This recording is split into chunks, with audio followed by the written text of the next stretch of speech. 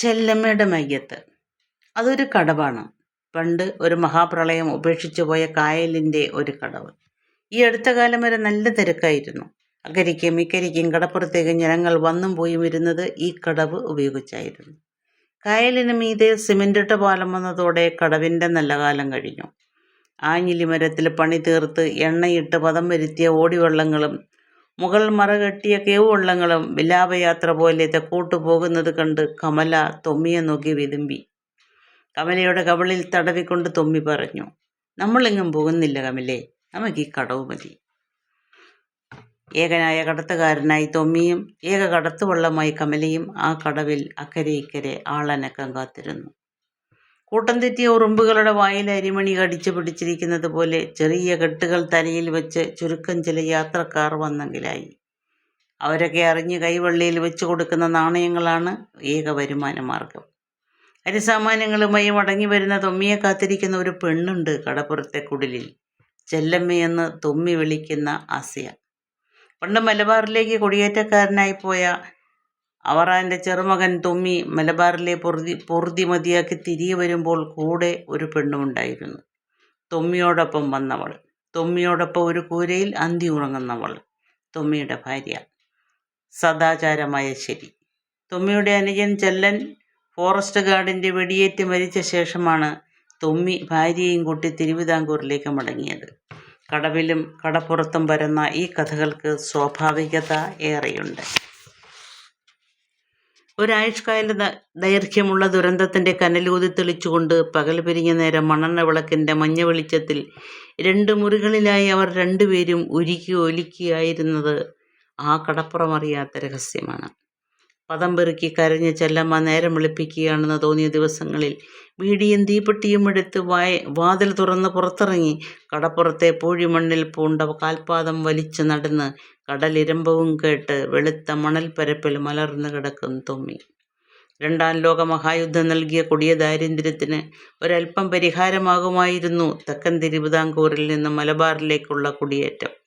ഇടവകപ്പള്ളിയിൽ അച്ഛൻ വിളിച്ചു ചൊല്ലിയതിനെ തുടർന്ന് കുടിയേറ്റക്കാരനായി പുറപ്പെട്ടവരിൽ ക്രിസ്ത്യാനികളും അവരുടെ സുഹൃത്തുക്കളായി മറ്റു മതക്കാരും ഉണ്ടായിരുന്നു. ഒരേ പ്രായക്കാരായ എട്ടി അവറാനും ശേഖരനും ആത്മാർത്ഥ സുഹൃത്തുക്കളായിരുന്നു. കുടിയേറ്റക്കാരുടെ സംഘത്തിൽ അവരും മലബാർ കയറി. പുനഃകൃഷി ചെയ്ത് അവർ ജീവിതം ആരംഭിച്ചു. അവരുടെ മക്കൾ മാലതിയും വർഗീസും പ്രണയബദ്ധരായതിന് സമുദായത്തിൻ്റെ കടുത്ത എതിർപ്പ് തടസ്സമായിരുന്നു. ശേഖരനും അവറാനും അക്കാര്യത്തിൽ ഒരേ മനസ്സായിരുന്നു.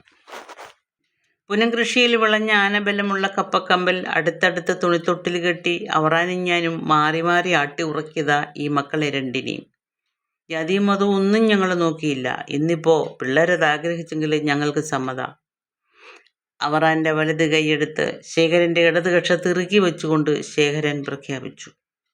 കുടിയേറ്റ മേഖലയിൽ പുതുതായി വന്ന ആരാധനാലയങ്ങളുടെ തിരുമുറ്റത്ത് ഒരു വർഗീയ ചേരിതിരിവ് വേണ്ടെന്ന് പറഞ്ഞ് രക്ഷകർത്താക്കളെ പ്രതിയാക്കാതെ വർഗീസും മാലതിയും ചോലമലയുടെ നെറുകയിൽ വെച്ച് മലദൈവങ്ങളെ സാക്ഷിയാക്കി പരസ്പരം മാലയിട്ട് ദമ്പതികളായി. പ്രകൃതിക്ഷോഭത്താലും വസൂരി രോഗം പടർന്നു പിടിച്ചും പ്രതിരോധശേഷി നഷ്ടപ്പെട്ട് അകാല ചരമമടഞ്ഞ അനേകം പേരിൽ വർഗീസും മാലതിയും ഉണ്ടായിരുന്നു. അവരുടെ മക്കളായ തൊമ്മിയും ചെല്ലനും അനാഥരായി നിന്ന് കരഞ്ഞപ്പോൾ നാട്ടുകാർ അവരെ പള്ളിയിലച്ഛൻ്റെ അനാഥ മന്ദിരത്തിലാക്കി. പിന്നീട് അച്ഛൻ്റെ സംരക്ഷണയിലാണ് തൊമ്മിയും ചെല്ലനും വളർന്നത്. മലയോരം കരിഞ്ഞും തളിർത്തും കാലം കടന്നു. അങ്ങാടികളിലേക്ക് കപ്പ കയറ്റിപ്പോയ ലോറിപ്പാടുകൾ റോഡുകളായി കണക്കിൽ ചേർത്തു.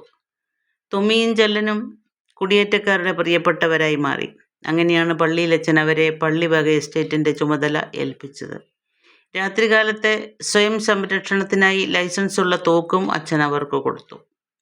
ബംഗ്ലാവിൽ താമസമാക്കിയതിൻ്റെ 4ാം വർഷമാണ് ആ ദുരന്തം ഉണ്ടായത്. ആ സഹോദരങ്ങളുടെ ജീവിതം തല്ലിയുടച്ച മഹാദുരന്തം. വിള നശിപ്പിക്കുന്ന പന്നിക്കൂട്ടങ്ങളെ തുരത്താൻ ഉറക്കമൊഴിഞ്ഞിരിക്കുകയായിരുന്നു തൊമ്മി. അത്താഴം കഴിഞ്ഞുള്ള ആ ഇരിപ്പിൽ ഒന്ന് മയങ്ങിപ്പോയി. മയക്കത്തിനിടയിൽ കാടനങ്ങുന്ന ശബ്ദം കേട്ട് ഉണർന്നതും പിറകിൽ ചാരി വെച്ചിരുന്ന തോക്കെടുത്ത് വെടിവെച്ചതും ഒന്നിച്ചായിരുന്നു. കാഞ്ചി വലിച്ച പാടെ കൈവിട്ട തിര പാഞ്ഞു പോയിടത്തു നിന്നും മനുഷ്യരോദനം കേട്ടു.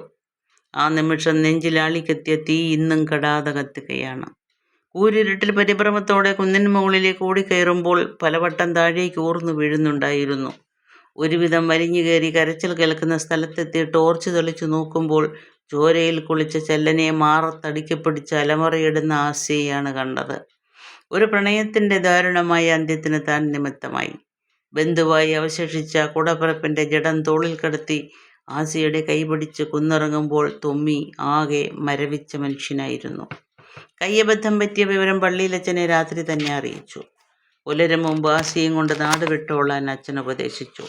എസ്റ്റേറ്റ് വക ജീപ്പിൽ ചരക്ക് കയറ്റി പോകുന്ന മാതിരി രണ്ടുപേരെയും റെയിൽവേ സ്റ്റേഷനിലെത്തിച്ച് ലാസ്റ്റ് ട്രെയിനിന് തിരുവിതാംകൂറിലേക്ക് യാത്രയാക്കി.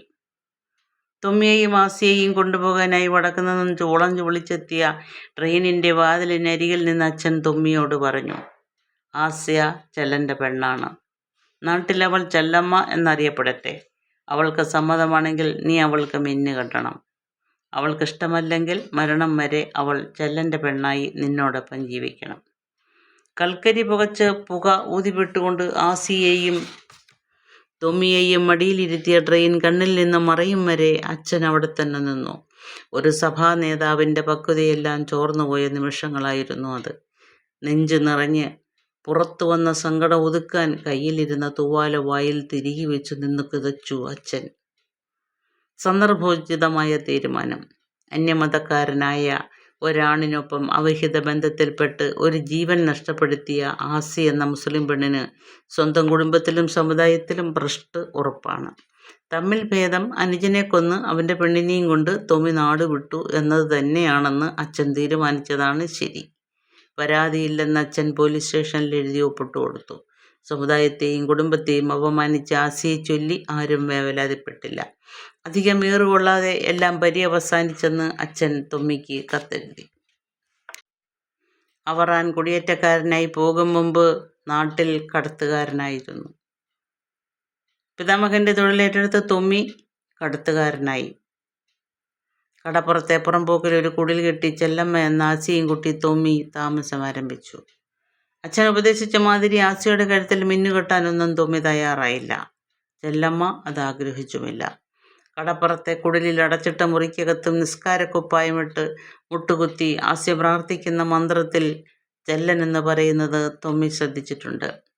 ഈ അനശ്വര പ്രണയത്തിന് ആയുസ് കൊടുത്തില്ലല്ലോ അവളുടെ പടച്ച തമ്പുരാൻ. നെഞ്ചു തിരുമ്മിക്കൊണ്ട് ബീഡിയും തീപ്പെട്ടിയും എടുത്തുകൊണ്ട് കടപ്പുറത്തേക്ക് നടക്കും തൊമ്മി. സൂര്യൻ പടിഞ്ഞാറേക്ക് ചാഞ്ഞു. വെയിലിന് ശക്തി കുറഞ്ഞു. ഇഷ്ടിക ചേർത്ത് വെച്ച ഇരിപ്പിടത്തിൽ നിന്നും തൊമ്മി എണീറ്റു. മരച്ചുവട്ടിൽ കഴുകി കമഴ്ത്തി വെച്ചിരുന്ന ചൂറ്റുപാത്രവും കുടിവെള്ളം കൊണ്ടുവന്ന കാലിക്കുപ്പിയും എടുത്ത് സഞ്ചിയിലിട്ടു. കടവത്ത് തണൽ വിരിച്ചു നിന്ന പൂവരസിൻ്റെ കവട്ടയിൽ തിരികെ വെച്ചിരുന്ന മുറുക്കാൻ പൊതിയഴിച്ച് അതിനുള്ളിൽ നിന്ന് ഒരു കഷണം ജാപ്പാണൻ പുകയിലെടുത്ത് കൈവെള്ളയിൽ വെച്ച് തിരുമ്മി ഊതി പൊടി കളഞ്ഞ് വായിലിട്ട ശേഷം പൂവരസിൻ്റെ വേരിൽ കെട്ടിയിട്ടിരുന്ന വള്ളത്തിൻ്റെ കട്ടഴിച്ച കായലിലേക്ക് തള്ളിവിട്ടിട്ട് തൊമ്മി പറഞ്ഞു, ഇനി ഇന്ന് ആരും മരത്തിലടി കമലേ. ആ ശ്യാമളയും കൂട്ടരുന്ന് തൊഴിലുറപ്പിന് പോയിട്ടുമില്ല. നമുക്ക് പോയേക്കാം. തോളിൽ കിടന്ന തോർത്തെടുത്ത് കുടഞ്ഞ് തലയിൽ വട്ടം കെട്ടി വള്ളത്തിലിട്ടിരുന്ന കഴുക്കോലെടുത്ത് വെള്ളത്തിൽ താഴ്ത്തി ഊന്നി തൊമ്മി വള്ളത്തിലേക്ക് ചാടിക്കയറി. ഒരു 10 മീറ്റർ വള്ളം നീങ്ങിയാൽ കായലിലേക്ക് ചാഞ്ഞ തെങ്ങുകൾക്ക് പിന്നിൽ ഓലമേഞ്ഞ തൻ്റെ കുടില് കാണാം. അതിനുള്ളിലോ പുറത്തോ താൻ വരുന്ന നേരം വരെ തഴപ്പായി നെയ്യുകയോ ഓലമടയുകയോ ചെയ്യുന്ന അവൾ ഉണ്ടാവും, ആസ്യ എന്ന ചെല്ലമ്മ. തൻ്റെ കുടിൽ കണ്ണിൽപ്പെട്ട നിമിഷം തന്നെ പിന്നിൽ നിന്നും ആ വിളി വന്നു, തോണിക്കാരാ ഏയ്. ജലപ്പരപ്പിന് മീതെ ഇരമ്പി വന്ന കാറ്റിനെ തുളച്ച് ഒരു വീണയുടെ ഈണത്തോടെ തൊമ്മിയുടെ കാതിൽ തൊട്ട് കാറ്റിലലിഞ്ഞ് ആ സ്വരം ഇല്ലാതായി. അയാൾ തിരിഞ്ഞു നോക്കി. തൻ്റെ വള്ളം കെട്ടിയിട്ടിരുന്ന കടവിൽ നിന്ന് ഒരാൾ കൈവീശി കാണിക്കുന്നു. തൊമ്മി വള്ളം തിരികെ വിട്ടു. വള്ളത്തിൻ്റെ ഇങ്ങേ അമരത്ത് നിന്ന് വള്ളം തിരികെ തുഴഞ്ഞുകൊണ്ട് കമലയോടായി പറഞ്ഞു, നമ്മളെ ദൈവം കൈവിട്ടില്ലടി കമലേ, ദാ വന്നു കൈ നീട്ടം. സന്തോഷത്തോടെ അയാൾ നല്ല സ്പീഡിൽ തന്നെ വള്ളം കരയിലേക്ക് അടുപ്പിച്ചു. കടവ് എത്തും മുമ്പ് തന്നെ അയാളുടെ കണ്ണുകൾ തുറിച്ചു വന്നു. കൈകാൽ തളരുന്ന പോലെ തോന്നി. കടത്താവശ്യപ്പെട്ട് നിൽക്കുന്നത് നഗ്നയായൊരു പെൺകുട്ടിയാണ്. കൈ രണ്ടും മാറത്ത് വിലങ്ങനെ വെച്ച് സ്റ്റീൽ ബെൽറ്റ് കൊണ്ട് ബന്ധിച്ച് ജട്ടിയുമിട്ട് ആടിയൊലിഞ്ഞ നീളൻ മുടിയും മേലാകെ ഉണങ്ങിയ ചോരക്കറകളും പുരണ്ട ഒരു രൂപം. ഒരു ബലാത്സംഗ ശ്രമം നടന്നിരിക്കുന്നു അവളിൽ എന്ന് സ്പഷ്ടമാണ്. സ്റ്റീൽ ബെൽറ്റ് ജട്ടി ധരിച്ച അവളുടെ അതിബുദ്ധി അവളെ കളങ്കപ്പെടുത്തുന്നതിൽ നിന്നും രക്ഷിച്ചിട്ടുണ്ടെന്ന് അതിലേറെ വ്യക്തമാണ്. രൂക്ഷമായൊരു പോരാട്ടത്തിന് ശേഷം അവൾ സഹായം തേടിയാണ് വന്നിരിക്കുന്നത്. വള്ളം കരയ്ക്കടിക്കും മുമ്പ് വെള്ളത്തിലേക്ക് ഇറങ്ങി വന്ന അവൾ വള്ളത്തിൽ കയറാൻ തയ്യാറായി. മാറത്തെ കൈമാറ്റി വള്ളപ്പടിയിൽ പിടിക്കാൻ അവൾ ശ്രമിക്കുന്നത് കണ്ട് തുമ്മി മുഖം തിരിച്ചു കളഞ്ഞു. വിയർപ്പ് കുടിച്ച് മുഷിഞ്ഞ തൻ്റെ ഉടുമുണ്ടഴിച്ച് അയാൾ പെൺകുട്ടിക്ക് നേരെ ഇട്ടുകൊടുത്തു. എന്നിട്ട് അവളെ വള്ളത്തിൽ കയറാൻ സഹായിച്ചുകൊണ്ട് കൈ നീട്ടിക്കൊടുത്തു. ദേഹത്ത് വന്ന് വീണ തുമ്മിയുടെ വിയർപ്പ് ഗന്ധമുള്ള ഉടുമുണ്ട് ഇടത് കൈ കൊണ്ട് ചേർത്ത് പിടിച്ചു. വലത് കൈ തുമ്മിയുടെ കയ്യിൽ പിടിച്ച് വള്ളത്തിൽ കയറാൻ ശ്രമിക്കും മുമ്പ് കൈവെള്ളയിൽ ചുരുട്ടിപ്പിടിച്ചിരുന്ന സാധനം അവൾ തുമ്മിക്ക് നേരെ നീട്ടി. ഉള്ളം കൈയിൽ ചോരക്കറ പിടിച്ച് ഉണങ്ങി ഉറച്ചുപോയ ഒരു മാംസകഷ്ണം പറിച്ചെടുക്കുമ്പോൾ തുമ്മി അസാധാരണ ശബ്ദത്തിൽ അലറിപ്പോയി. ചോരക്കട്ടയിൽ ഉണങ്ങി ചുരുങ്ങിപ്പോയ ഒരു പുരുഷലിംഗമായിരുന്നു അത്. കയ്യിലെടുത്ത പാടെ അയാൾ അത് കായലിലേക്ക് വലിച്ചെറിഞ്ഞു. കാത്തിരുന്ന പോലെ ജലപ്പരപ്പിലേക്ക് തുള്ളിച്ചാടി വന്നൊരു വലിയ മത്സ്യം ആ മാംസത്തുണ്ട് വിഴുങ്ങി താണുപോകുന്നത് നോക്കി നിന്ന തുമ്മിയും പെൺകുട്ടിയും വാവിട്ട് കരഞ്ഞു.